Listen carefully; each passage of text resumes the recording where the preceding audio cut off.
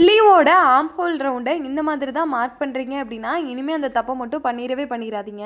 ஸ்லீவோட லென்த் வந்து தையலுக்காக விட்டுட்டு இந்த மாதிரி மார்க் பண்ணி ஒரு லைன் எடுத்துட்டு இப்போ அந்த லைன்லேருந்து ஒரு 3.5 இன்ச் மார்க் பண்ணி இந்த மாதிரி ஸ்ட்ரைட்டாக கோடு போட்டுக்கோங்க.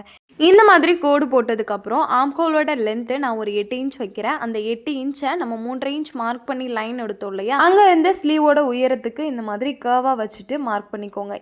இப்போ அந்த மார்க் பண்ணதுலேருந்து மிட் பாயிண்ட் எடுத்துகிட்டு இந்த மாதிரி மார்க் பண்ணிவிட்டு அதுலேருந்து ஸ்ட்ரைட்டாக டேப்பை வச்சுட்டு இந்த மாதிரி மார்க் பண்ணதுக்கப்புறம் ஒரு லைன் எடுத்துக்கோங்க.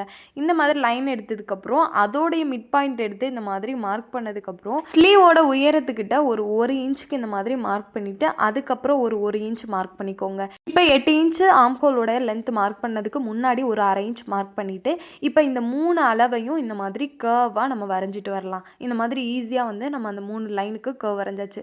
இப்போ நம்ம அந்த சென்டர் பாயிண்ட் எடுத்ததுக்கிட்ட ஒரு 1/2 இன்ச் மட்டும் கைக்குழி குடஞ்சி விட்டுறதுக்காக மார்க் பண்ணிவிட்டு இந்த மாதிரி கர்வ் வரைஞ்சிக்கலாம். ஃபஸ்ட்டு மார்க் பண்ண கர்வ் வந்து அந்த 8 இன்ச்சுக்கு முன்னாடி வந்து முடிகிற மாதிரியும் அடுத்து மார்க் பண்ணியிருக்க கர்வ் வந்து அந்த 8 இன்ச்சில் முடிகிற மாதிரியும் நீங்கள் வரைஞ்சிக்கோங்க. இந்த மாதிரி மார்க் பண்ணிவிட்டு அழகாக கட் பண்ணி எடுத்துடலாம். இப்போ இந்த மாதிரி கட் பண்ணதுக்கப்புறம் அடுத்து நம்ம வரைஞ்சிருந்தோம் இல்லையா, அந்த கர்வை வந்து சிங்கிள் கிளாத்தை மட்டும் ஃப்ரண்ட் பார்ட்டுக்காக இந்த மாதிரி உள்ளடக்கி வெட்டிக்கோங்க.